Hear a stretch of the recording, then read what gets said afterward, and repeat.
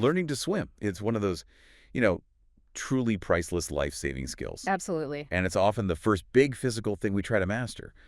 But if you've actually looked into lessons lately, you find out it is shockingly complicated. Mm-hmm. It's not like you can just go sign up at the nearest pool and, expect it to all work out. It's so true. The number of options out there, group lessons, private coaches, these online things, it can be overwhelming. People get Or stuck. decision paralysis. Right. And they start looking for some kind of magic recipe, a one-size-fits-all checklist. But what all the research from sources like 360 swim shows again and again is that it doesn't exist. Okay, so let's unpack that. Our mission for this deep dive is to cut right through all that noise. We're going to walk through this really structured 5-step process that our source material lays out. And this isn't just about finding any swimming lessons. It's about making a wise, tailored choice so you get the absolute most out of your investment.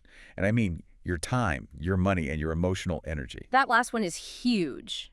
Because there is nothing worse than paying for lessons that just don't click. And that is so critical. We have to start with that one core idea. Every single person is unique. You have different physical abilities, different fears, different goals. A different history with the water. Exactly. You can't just jam yourself into a pre-made method. The method has to fit you. And that's what we're going to show you how to do, how to customize that choice to find your potential. Let's start with what feels like the hardest part then, the internal work. Step 1, the honest self-assessment. Yes. This is where it gets really interesting because the first hurdle isn't even in the pool, is it? It's in your own head. You have to be brutally honest about where you're at. The source material is so clear on this. This honesty is the absolute key. If you're a total beginner and that means you can't float for 30 seconds or you panic when water gets on your face, that's fine. Right. You should be proud to admit that. You're at the starting line. And that's a great place to be. Okay, but what if I fudge it a little? Let's say I'm nervous, but I tell the coach I'm, intermediate. What's the actual damage? It's a total trap, a psychological one and a practical one. How so? You get thrown into a class or a program that assumes you have skills you just don't. So while you're secretly struggling with just putting your face in the water, everyone else is working on, bilateral breathing. Oh, that sounds awful. It is. Artificially inflating your skill level doesn't just slow you down, it leads to immediate frustration, embarrassment, and that's when people quit. I see. Real success starts with the basics. Breath, balance, floating. You have to practice them over and over until they're automatic. So instead of just using these vague labels like beginner or intermediate, what are some practical questions you should ask yourself to figure out your real starting point? That's a great question. Okay, so beyond that float test, ask yourself this. Can you put your whole face in the water and exhale comfortably without panic? Can you push off the wall and travel, say, 5 meters without touching the bottom? Can you get into deep water without feeling that immediate sense of dread? Okay. If the answer is no to any of those, you're still working on the foundations. And you just have to own that because that honest baseline is what makes all the next steps work. And that leads us perfectly into step 2, which is setting clear and achievable goals. The assessment tells the coach where you are. And the goal tells them where you want to go. And they have to be goals that actually keep you motivated. We're not talking about something vague like, I want to be a great swimmer. Right. We need specifics. And talking about these goals with an instructor is so important because a good one will literally adjust the lessons to help you hit them. I think this is where people really overshoot. They walk in and say, I want to swim a mile or I want to learn butterfly. Exactly. And that just leads to burnout. The goals need to be realistic, but also not so tiny you master them in one lesson.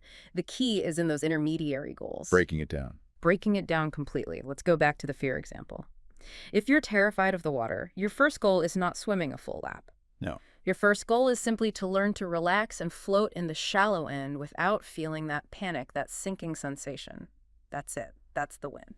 And once you master that, the next goal can be, learning to kick from the wall to the flag. Precisely. It's like building blocks. You master one, and that unlocks the next one. It creates this momentum of visible progress. Like that.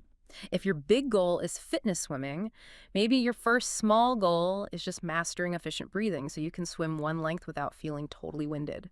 These little steps let you and the instructor track what's working. So we know where we are. We know where we want to go. Now we have to figure out how we're going to get there. Step 3, deciding on your learning style. And this is really about self-taught versus professionally coached, Mm-hmm. and self-teaching, using YouTube or DVDs. Mm-hmm. It's a huge market now. It is. And look, online resources can be amazing supplements. A great way to review a drill or see a technique in slow motion. But the research is very, very cautious about using it as your only path, especially for beginners. Why, though? I mean, I'm a visual learner. If I can watch a video of an Olympian doing the perfect freestyle stroke, why do I still need a coach standing right there? It comes right back to that golden rule. No one size fits all. A pre-made video program, no matter how good it is designed for the masses. Okay. It assumes your body moves just like the person's in the video. The problem is, it can't see you.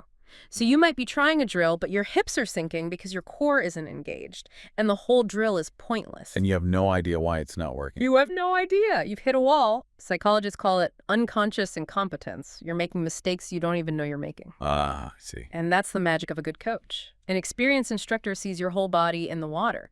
If you can't do a certain movement, they don't just say, try again. They'll pivot. They'll give you a different, simpler drill that builds the foundation for the first one. That flexibility, that immediate feedback, that's what a video can never give you.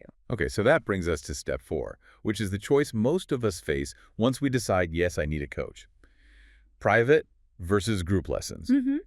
Group lessons are popular. They're the budget-friendly option, right?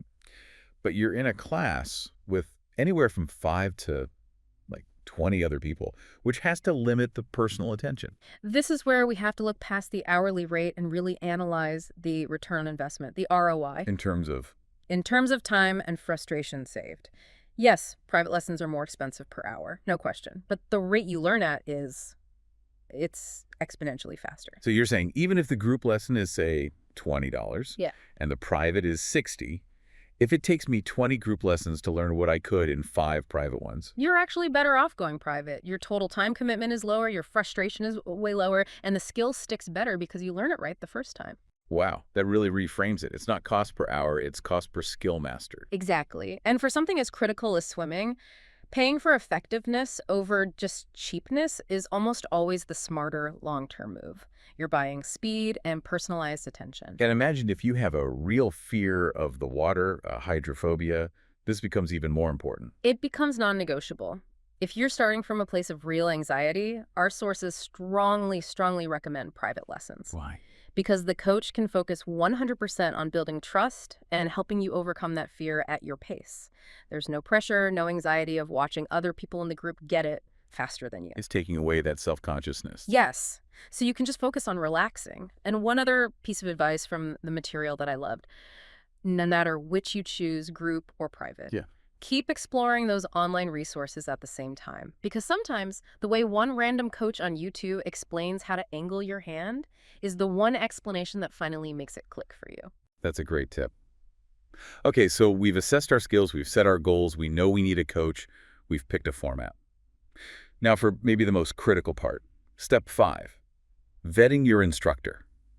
The quality check. The quality check on the whole thing. What are we looking for? The source material is very direct about this. If you have the luxury of choice, and you should try to create that luxury for yourself. Shopping around. By shopping around. You must go and observe a potential instructor at work before you sign up. Watch them teach a class. Okay, so I'm standing on the pool deck watching. What are the signs of a great coach versus just an okay one? There are 3 huge things to watch for. First, just their general enthusiasm and disposition. Are they patient, supportive, or do they seem bored or frustrated? Right, the general vibe. The vibe, yeah. A stressed out coach will kill your motivation so fast. Okay, that seems basic. What's the real game changer? The second point is the game changer, and I think it's the biggest tell of all. Does the instructor just stand on the pool deck and shout instructions? Or do they actually get in the water with the students? Ah, the get in the water test. Yeah. Tell me why that's so important. It's all about the quality of the feedback. To correct the tiny little details, the angle of your wrist, the rotation of your hips, a coach needs to be at eye level with you. They need to be able to physically demonstrate it, to guide your arm through the motion. You can't do that from 5 feet up on the deck. You absolutely cannot. Getting in the water shows they're committed, it allows them to model everything perfectly, and it gives you that immediate hands-on correction.